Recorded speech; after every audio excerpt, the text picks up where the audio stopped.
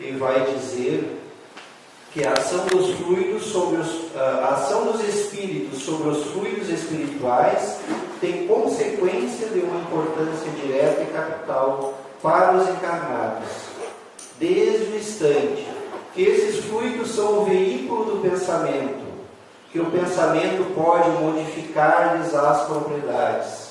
É evidente que estes devem estar impregnados de qualidades boas ou más dos pensamentos, que os colocam em vibração, modificados pela pureza ou pela impureza dos sentimentos. Ou seja, esses fluidos que estão dispersos pelo universo, que nos rodeiam, que nos circundam, eles vão receber as qualidades dos nossos pensamentos. E antes, diz Allan Kardec, que nós vamos, como espíritos, manipular esses fluidos com o pensamento e a vontade. E aí entram os nossos sentimentos, os nossos desejos, a nossa conduta. E nós estamos trazendo este conteúdo da Gênese porque esclarece os benfeitores espirituais que Jesus, governador espiritual da Terra, participou junto com outros espíritos da formação deste planeta. Jesus já era, antes deste planeta existir, já era um espírito puro. E como quando nós vamos para uma viagem ou para as férias, nós fazemos uma programação e muitas vezes dá muita coisa, a gente esquece de programar muitas coisas, desde a formação da Terra até hoje e adiante, nós estamos inseridos em uma programação. E o governador, o administrador desta programação é Jesus. Quando na doutrina espírita nós viemos a saber que Deus já nos deu 3 revelações, a primeira e a segunda personificada em uma pessoa, em uma personalidade, a primeira em Moisés, a segunda em Jesus e a terceira a doutrina espírita. Então, nós vamos vendo essa progressividade da revelação divina para todos nós que aqui estamos. À medida que nós vamos evoluindo, à medida que nós vamos crescendo, nós vamos recebendo conforme o nosso entendimento, conforme as nossas necessidades, conforme o nosso adiantamento.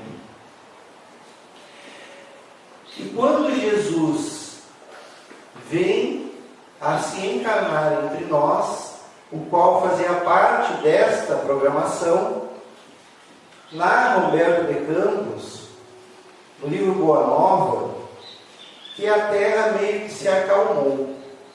E vale a pena a gente ir lá e ler no capítulo 1 deste livro, ele vai dizer alguns acontecimentos que ali estão ocorrendo e que está ocorrendo uma certa paz que naquela época não era tão comum. Então ali houve algum salto, alguma evolução nas artes, na cultura, e começam então a se aproximar da Terra Jesus e aqueles que o antecederam, e aqueles que conviveram com ele, receberam o seu Evangelho e o levaram adiante.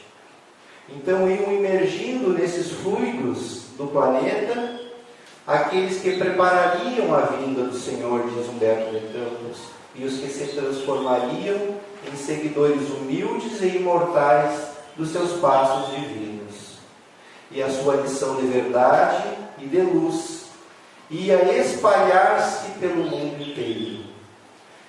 Essa narrativa de Humberto de Campos nos mostra que Jesus vem se aproximando da Terra e em outro momento Emmanuel vai dizer que foram séculos de preparação para este acontecimento, o qual nós conhecemos com o seu nascimento, que comemoramos em dezembro, que é o Natal, o natalício, a chegada do Mestre entre nós. E essa chegada, ela foi anunciada por pastores de Belém, aos pastores de Belém por um mensageiro celeste, que vai dizer: eis que vos trago uma boa nova de grande alegria. Na cidade de Davi, acaba de vos nascer hoje o Salvador, que é Cristo Senhor. Glória a Deus nas alturas, paz na terra aos homens de boa vontade. Isso está em Lucas capítulo 2, versículos 10, 11 e 14. E Jesus escolhe, Jesus, o governador espiritual da terra, escolhe chegar até nós numa manjedoura humilde entre os animais, já nos trazendo esta lição que mais tarde, quando nós ficamos conhecendo como o Sermão da Montanha, Jesus começa as bem-aventuranças e orientações a todos nós, e começa justamente pela humildade, que ele já na sua chegada entre nós, através da manjedoura, trouxe esta indicação: bem-aventurados os pobres de espírito, que quer dizer justamente isso.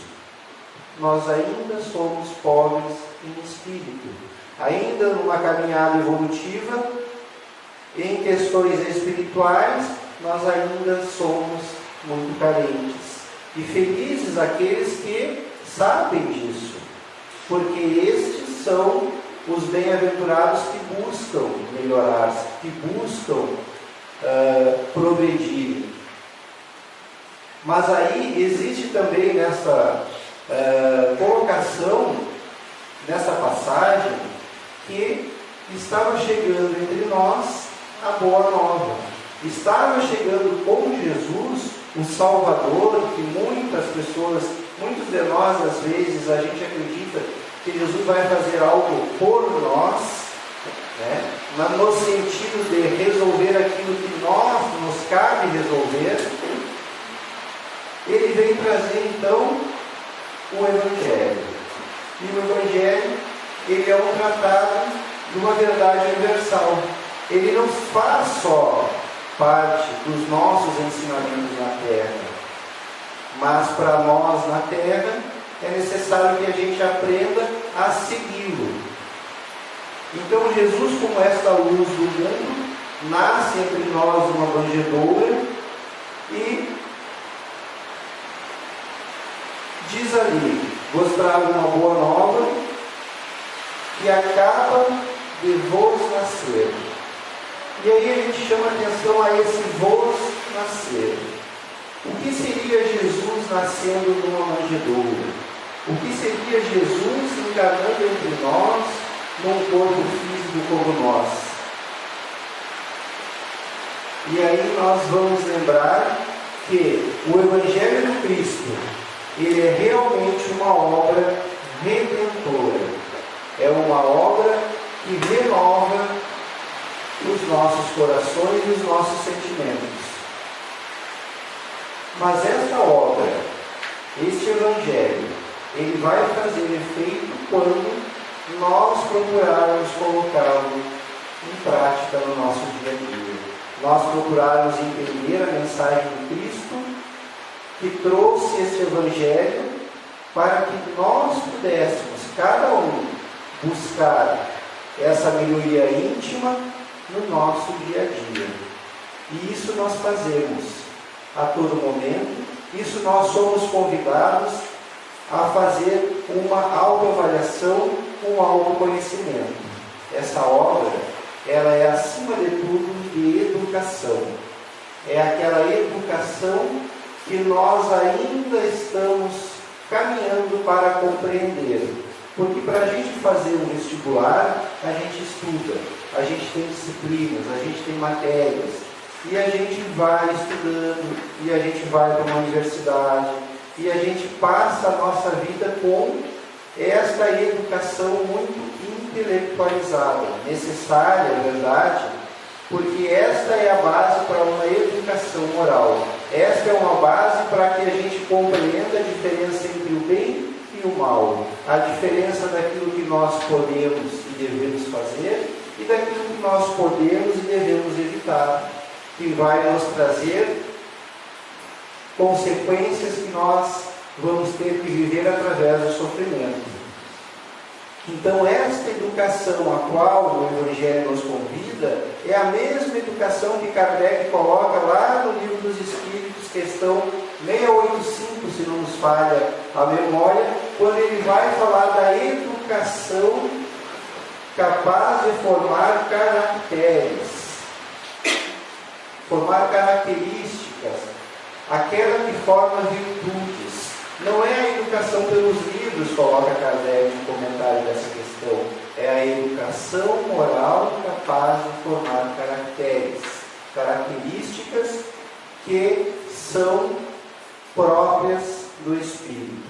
Aquilo que nós adquirimos vai conosco onde nós formos. Nós perdemos o corpo físico, passamos ao plano espiritual, retornamos numa nova encarnação, e essas características adquiridas, essas virtudes, elas vão conosco nos acompanhar. Então, essa educação ao qual o Evangelho nos convida, ela deve ser feita independentemente se o coletivo está nos proporcionando. Isso é algo muito interessante, porque a doutrina espírita nos traz esta progressividade da revelação divina e também traz as consequências que nós sofremos de atos passados nossos. Nós vamos sofrer a consequência dos nossos atos desta vida e de anteriores também no futuro. Então, quando nós estamos colhendo algo que nós não gostamos, quando nós estamos passando por um desafio, por um sofrimento, pode ser uma prova ou pode ser uma expiação.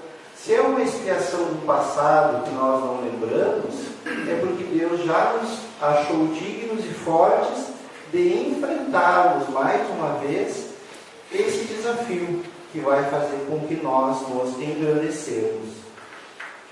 Então, enquanto que nós esperamos pelo ambiente que ele se modifique, que às vezes parece que está difícil, às vezes a gente não consegue, às vezes parece que tudo conspira contra, e a gente fica esperando, cria uma zona de conforto, e às vezes tudo se acomoda mesmo e a gente não vai à frente. Então, enquanto que a gente espera por esse ambiente para melhorar as nossas condições espirituais, essa oportunidade vai ficando para frente. A gente vai, na verdade, adiando isso. Porque muitas vezes, aquilo que nós vemos como dificuldade é justamente a ferramenta que Deus coloca para nós, para que a gente avance. Um exemplo, todo mundo aqui gostaria de ter mais paciência, ou eu estou enganado? Ore um pouco para pedir paciência, porque se Deus mandar a ferramenta, a gente não vai gostar, né? Porque normalmente a ferramenta para a gente ter mais paciência é alguém que nos tira a paciência, a pouquinha que a gente tem. Então, é mais ou menos assim a pedagogia divina. Então, nós precisamos aproveitar a oportunidade como ela se apresenta. Se a gente postergar, ela vai com aquela conta negativa do banco, vai vir com juros, né? E aí vai ficar um pouquinho mais difícil. Então, o dia para a gente desenvolver isso é hoje. Ontem passou, e amanhã a gente vai colher o que a gente está semeando. Então, que a gente possa ir já semeando com as dificuldades que se apresentam, porque elas são conforme as nossas forças. A não ser que a gente seja meio teimoso, que eu acho que aqui em Osório não tem, que a gente vá buscar coisas mais difíceis do que aquelas que se apresentam. Normalmente a gente não faz isso, né? Só lá em Tramandaí, que o pessoal complica um pouco as coisas. Então aqui diz que o Natal, né, que nos deve interessar de modo íntimo e particular, é aquele que vai se realizar dentro de nós. Diante da dificuldade, como estamos dizendo, diante dos desafios, este Jesus que veio nascer em nós. Então, no início, nós abordamos o Cristo, que construtor desse mundo, né? Através do pensamento e vontade, administrador de todo a construção espiritual, o passar do tempo, como nós vimos. E agora a gente já está vendo o Cristo como uma luz no nosso mundo interior, que é este o objetivo. Nós estamos andando em direção a uma luz maior. E é quando Jesus nasce nessa manjedoura íntima que nós somos, é que ele vai então brilhando dentro de nós. Então é esse o Natal, é esse o Jesus que nos cabe buscar. Aquele Jesus que vem nascer em nós. Aquele Jesus que vem se manifestar através de nós. Existe uma mensagem no livro Palavras de Vida Eterna, que tem o título Vasos de Barro. Então ele faz essa comparação, que nós somos como esses vasos de barro, mas que temos a mensagem divina dentro de nós, temos Deus dentro de nós. E à medida que a gente vá conseguindo compreender isto, que vá conseguindo extrair isto dentro de nós, através das várias existências, nós vamos então transcendendo essa materialidade, caminhando para a espiritualidade. Então é no recesso dos nossos corações, dos nossos sentimentos, que nós vamos sentindo Jesus, à medida que a gente vai o conhecendo. E nós que estamos num centro espírita, nós que já estamos tendo esse conhecimento que a doutrina espírita traz, nós precisamos começar a estudar mais o Evangelho do Cristo à luz da doutrina espírita, que traz maiores esclarecimentos, mais palpáveis. A gente entende melhor o porquê das coisas. A gente sente que às vezes aquele problema todo que a gente não queria estar no meio, às vezes se afasta, ele nos convida a agir ali conforme o Evangelho. Porque às vezes a gente é aquela parte que pode trazer um pouco de luz, aquela parte que pode contribuir para a solução de problemas que às vezes vêm de longe. São espíritos que muitas vezes se reúnem em lares conturbados, às vezes, com animosidade, que uma palavra do Evangelho, não pregação do Evangelho, é diferente. Aquela paciência, aquele sorriso, aquele abraço, ou aquele silêncio necessário para que não se conturbe o ambiente, isto são atitudes do Evangelho que não precisa se falar em Jesus, não precisa se falar em doutrina espírita, porque Jesus não está na doutrina espírita ou não está em alguma crença, alguma religião, ele está em todos os lugares. Em todo lugar que é praticado bem, tem a marca do Cristo. Aquele que está trabalhando, estudando, que mais adiante vem uma descoberta científica que vai ajudar a humanidade na cura de uma doença, é um trabalhador do Cristo. Aquele que limpa a rua é um trabalhador do Cristo. Então, todos nós somos convidados a irradiar essa luz do mundo, porque Jesus também disse: vós sois também a luz do mundo, que brilha a vossa luz, e essa luz vai brilhar em nós à medida que nós formos nos sintonizando com o Evangelho que o Cristo nos trouxe. Então, ele é a verdade, é a justiça e o amor. Onde esses elementos predominem, ele aí estará, mesmo que ele não seja invocado. Nós abrimos um trabalho numa casa espírita e pedimos a proteção de Jesus. Mas se Jesus não está nos nossos corações, Se Jesus não está no nosso pensamento, se nas nossas atitudes Ele não está presente, será que Ele vai estar porque nós estamos na casa espírita, ou porque nós estamos o mencionando verbalmente? E em muitos lugares que talvez nunca tenham aberto o Evangelho, mas as suas atitudes o Evangelho já penetrou nos seus corações, aí Jesus estará.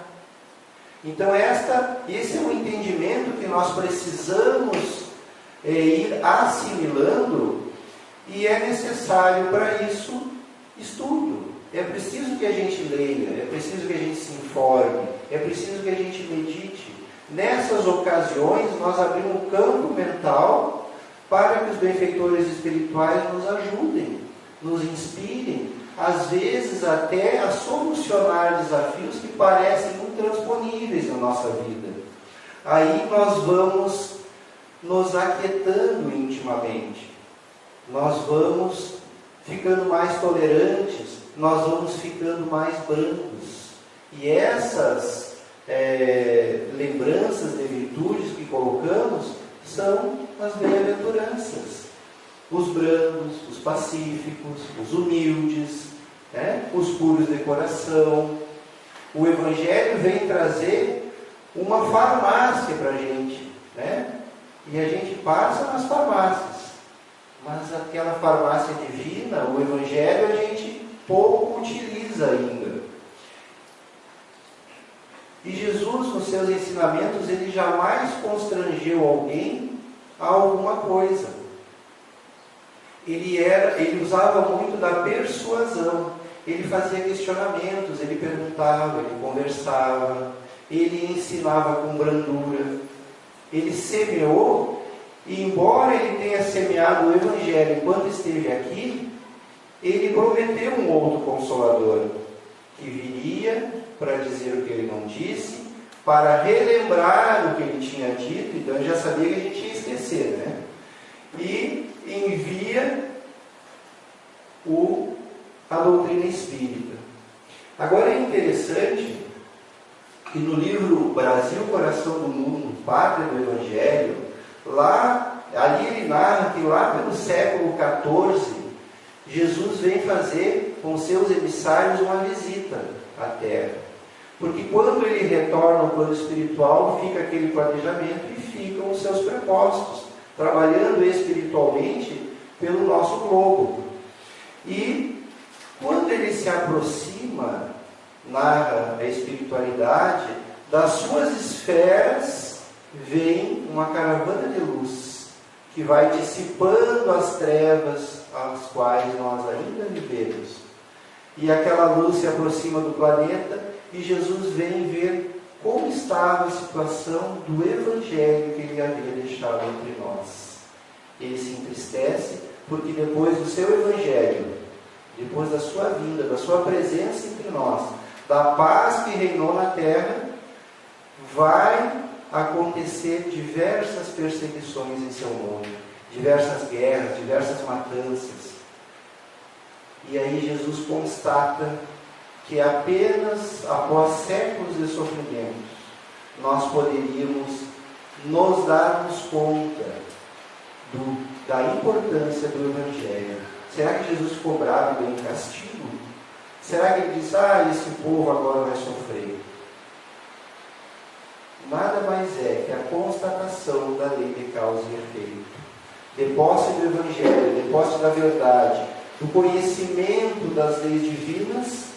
Nós escravizamos os nossos irmãos, nós fomos cruéis, nós fomos egoístas, então nós necessitaríamos colher tudo que plantamos. Então nós fomos passando por séculos mesmo de sofrimento, e ainda hoje nós vimos tanto sofrimento no mundo, de tantas maneiras, unicamente porque nós ainda não absorvemos como deveríamos o Evangelho de Jesus. E estes séculos todos, que para nós parece uma imensidão, parece uma infinidade, são necessários para que a gente vá construindo dentro de nós um espírito mais lúcido e mais responsável. Porque toda vez que nós nos responsabilizamos pelos nossos atos, nós nos tornamos mais responsáveis. Nós vamos evoluindo de maneira imperceptível. O sofrimento nos tira da zona de conforto. O sofrimento faz com que a gente se mova para resolver. Nem sempre a resolução que nós buscamos é a melhor, mas intimamente nós nos movimentamos. Intimamente nós buscamos algo melhor. E isto já é virtude. Isso já é progresso. Enquanto tantos irmãos, muitas vezes, recorrem ao suicídio, recorrem às drogas, recorrem a tantos desvios, muitos outros estão buscando algo melhor. E também esses que recorreram a estradas mais escuras vão retornar. E todos vão chegar a este ponto que é o da perfeição relativa. Então Jesus nasceu há 20 séculos entre nós. E nós continuamos buscando compreendê-lo e trazê-lo para a nossa vivência. Principalmente, como esclarece muito bem a doutrina espírita, para dentro do nosso lar. Para junto daqueles mais próximos. Para junto daqueles que Deus confiou que nós poderíamos, reencarnados, fazer melhor. Fazer diferente do que nós fizemos no passado. No livro Céu e Inferno, no Código Penal da Vida Futura, vai dizer Allan Kardec que para que a gente apague os traços todos de uma falta, é necessário o arrependimento, a expiação e a reparação. Não basta se arrepender, é apenas o primeiro passo. A gente vai precisar passar pelo sofrimento.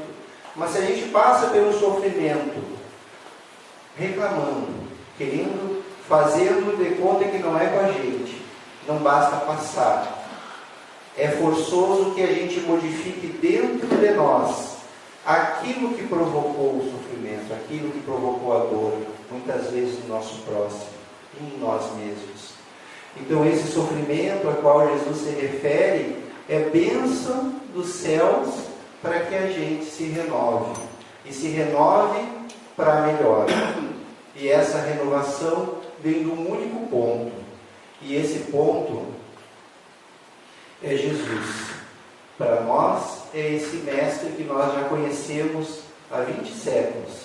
E que hoje nós temos a oportunidade de conhecer melhor através da doutrina espírita.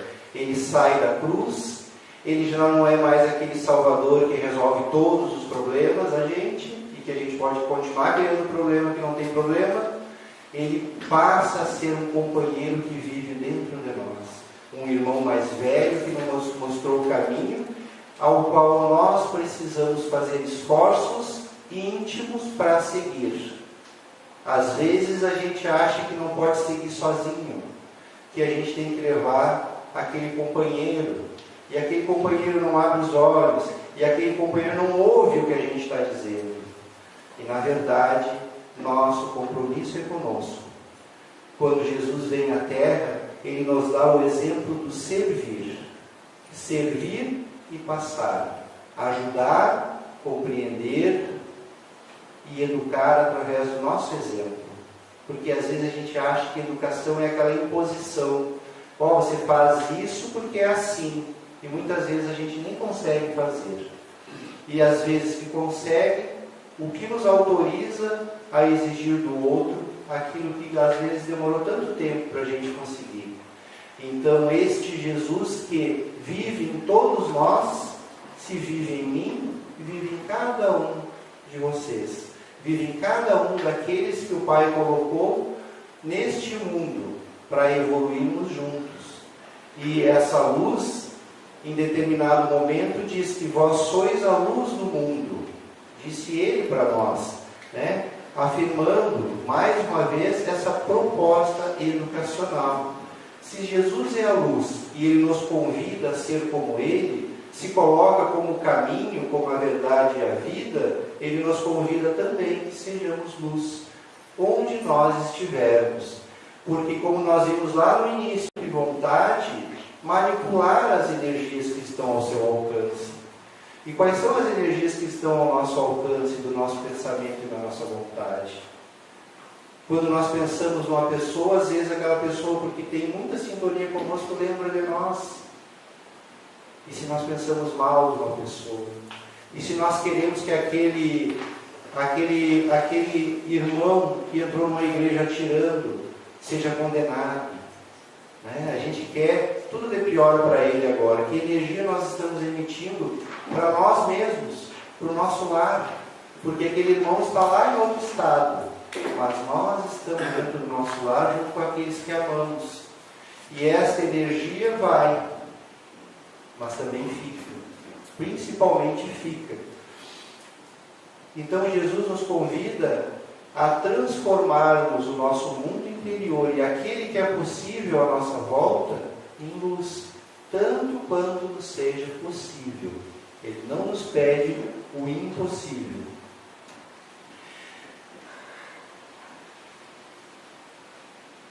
Aqui nós tiramos do livro O Caminho da Luz que essa luz que é Jesus irradia-se de um fio de espiritualidade superior, encadeando o trabalho das civilizações, aquilo que nós falamos da progressividade do nosso entendimento no mundo, das civilizações, das gerações, mas acima, ofuscando essa nossa tela, das nossas observações e dos nossos estudos, vemos a fonte de extraordinária luz de onde parte o primeiro ponto geométrico desse fio de vida e de harmonia, que equilibra e satura toda a Terra, numa apoteose de movimento e divinas claridades. Sabemos que o fio da luz e da vida está nas suas mãos. É Ele quem sustenta todos os elementos ativos e passivos da existência planetária. No seu coração augusto e misericordioso está o verbo do princípio. Passaram as gerações de todos os tempos com as suas inquietações, angústias e guerras. Só Jesus não passou. Ele é a luz do princípio e nas suas mãos misericordiosas repousam os destinos do mundo. Seu coração é a fonte da vida para toda a humanidade terrestre. Sua mensagem de amor no Evangelho é a eterna palavra da ressurreição e da justiça, da fraternidade e da misericórdia. Todas as coisas humanas passaram, todas as coisas humanas se modificarão. Ele, porém, é a luz de todas as vidas terrestres, inacessível ao tempo e à destruição. E isto vale para toda a aquisição espiritual que cada um de nós adquire. Ela permanece conosco, porque é a aquisição do Espírito. E no capítulo 4 deste livro, Antologia Mediúnica do Natal, o benfeitor Emmanuel vem falar que Jesus vem entre nós nos trazer essa mensagem de amor. E faz uma indagação que nós encerramos deixando ela a todos nós, para que nós possamos guardar no nosso pensamento e no nosso coração. Diz Emmanuel que nas reminiscências do Natal do Senhor, meu amigo, medita no próprio roteiro. Tens suficiente luz para a marcha? Que espécie de claridade acendes no mundo? Foge ao brilho fatal dos curtos circuitos da cólera. Não te contentes com a lanterninha da vaidade que imita o pirilampo em voo baixo, dentro da noite. Apaga a labareda do ciúme e da discórdia que atira corações aos precipícios do crime e do sofrimento. Se procuras o Mestre Divino e a experiência cristã, lembra-te de que na terra há clarões que ameaçam, perturbam, confundem e anunciam arrasamento.